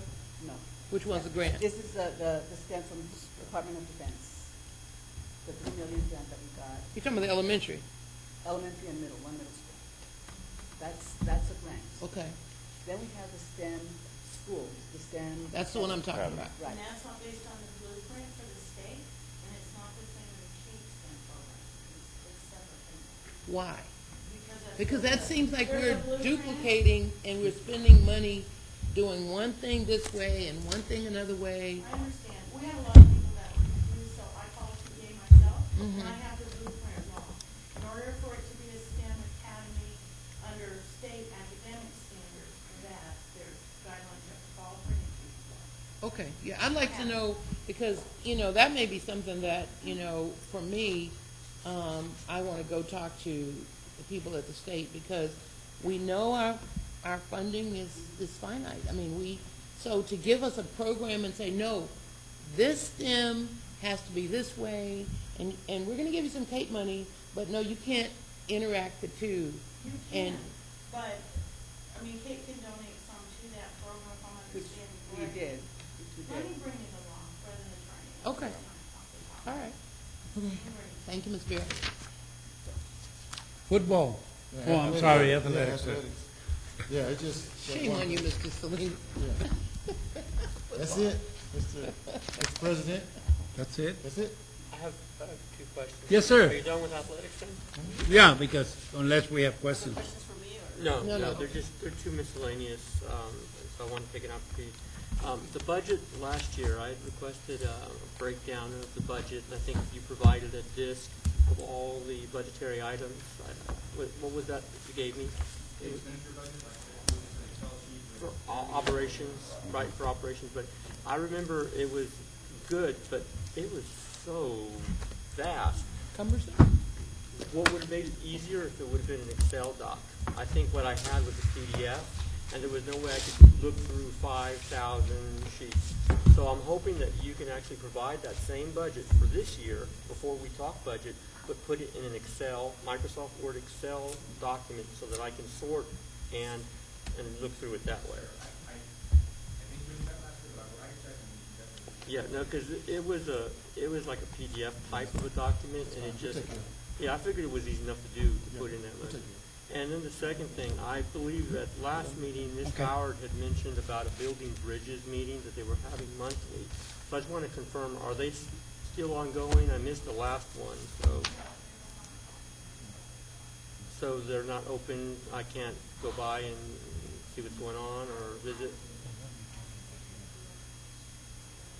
So it's not going to be a monthly outreach then with teachers?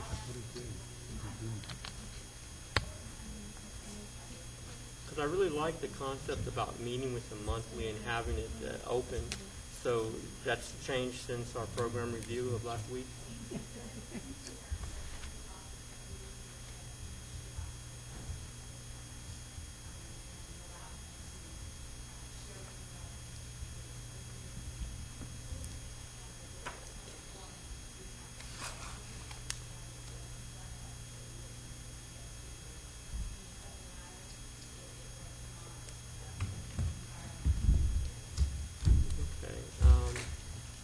I'm thinking a little bit about that. I would imagine that the board would probably want to be a part of that if possible.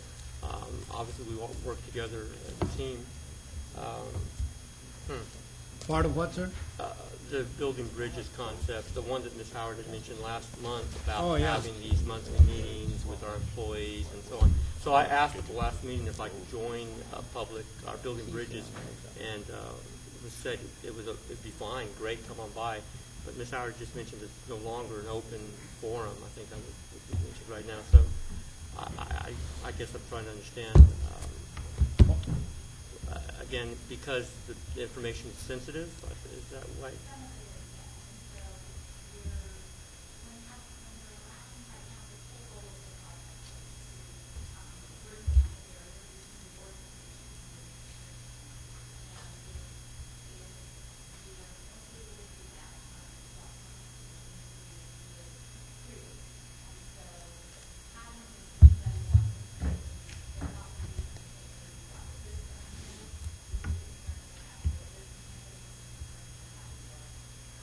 So they're calling names at the meeting? I was going to ask, are you actually pointing out physical names, or actually? Yes.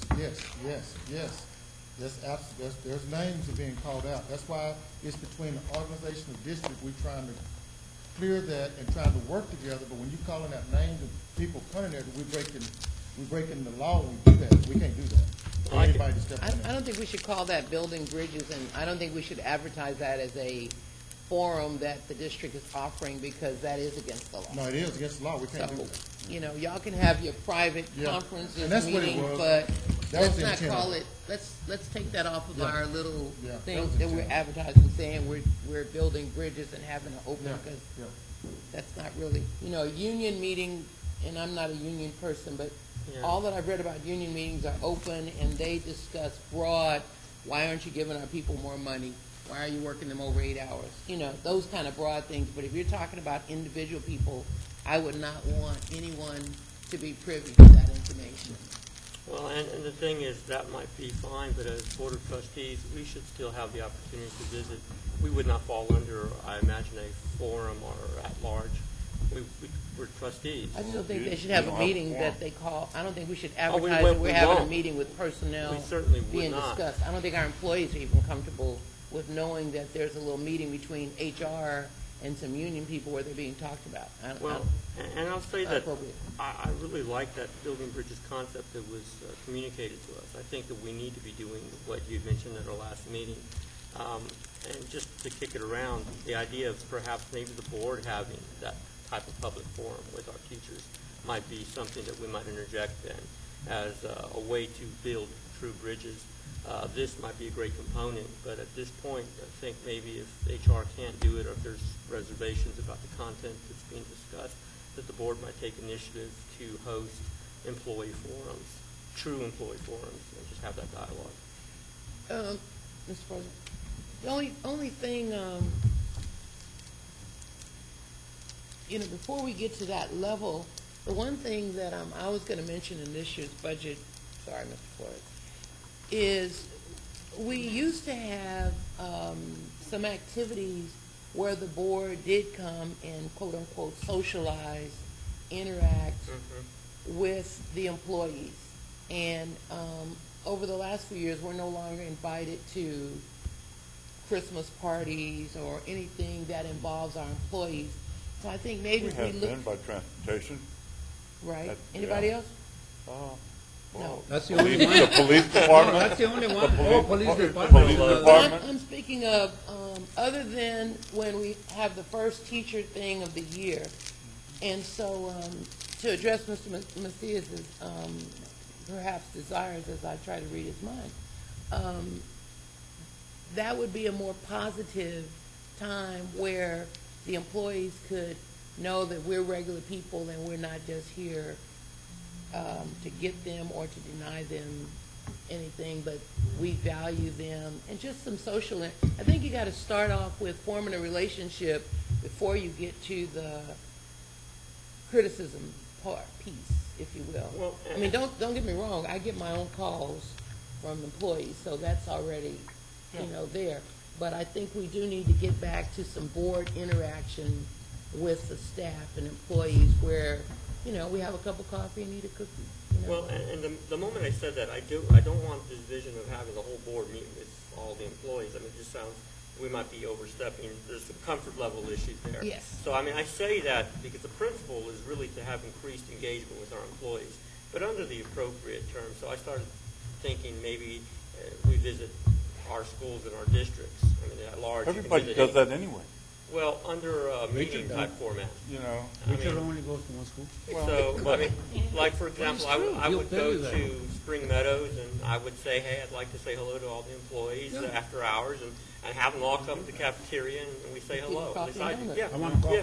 Yeah, so that's something I know that I'm not actively doing. I don't know if Gilbert, you're doing all the No, time. Well, I don't know I about. mean, And but be- everybody's be- talking. And I'm sorry, before we do that, sir, I'm gonna have to check with legal exactly what we're discussing here. How appropriate would it be What would be an for appropriate a way board to- member to go say after school, hey, just to say hello, Let's have whatever? like some coffee or something Okay, like that, yeah. before we draw the line. Is that okay, sir? Yeah, and then, again, if you could also check the Yeah. legality, I'm still not sure, I'm unclear if Ms. Howard is saying it's a bad idea for me to attend. Sure, and that's what I want to make sure that we follow in it.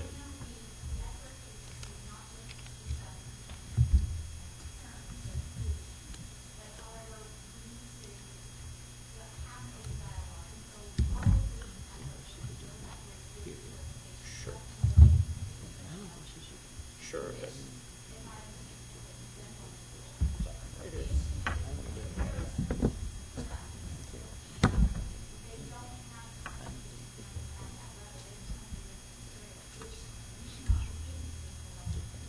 Well, not until it's actually filed. I mean, I step back from that point. I mean, I can absolutely listen to things, but if there's a grievance filed, then we step out.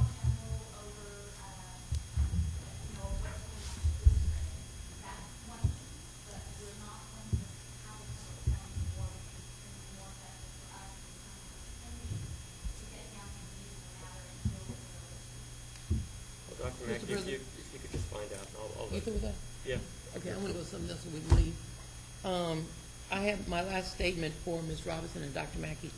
When we went through the curriculum, tonight, and we really didn't discuss some of the areas, so equality and equity are what I'm looking for when we come up to the budget. I think we've made great strides in both of those areas. But I really want to know what strides have we made in our TAG and our IB in bringing in all children to be able to be in those programs. And that was one of the things I was going to ask. You take care of it. The bilingual program, we discussed last year. Now, we've met with our strategic planning committee, we're using the full Cambridge model. Okay. So I have parents from all parts of the district, I have teachers, I have principals, and I have district personnel and Region 20 sitting on this committee. Diana Madrid, who's the head of bilingual for the city. And what we've now done, we've started with our overall vision, and then we have 5 action committees. One's looking at policy and procedures, and there's parents and teachers and the people on it. I was very careful to make sure we had opposing views on it. You know what I mean? Because you Yes. want the best product, so Right. people who have different opinions are on the strategic. We have one that's looking at the model itself. What model do we want for bilingual education? But yeah, all of those different choices. Choose, how about, one's for parental involvement,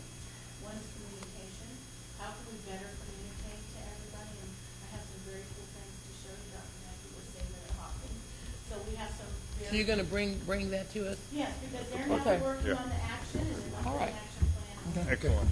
Thank you. Then it's gonna be board policy, Mr. Mayor. This meeting is adjourned. Thank you. Thank you. Dr. Thank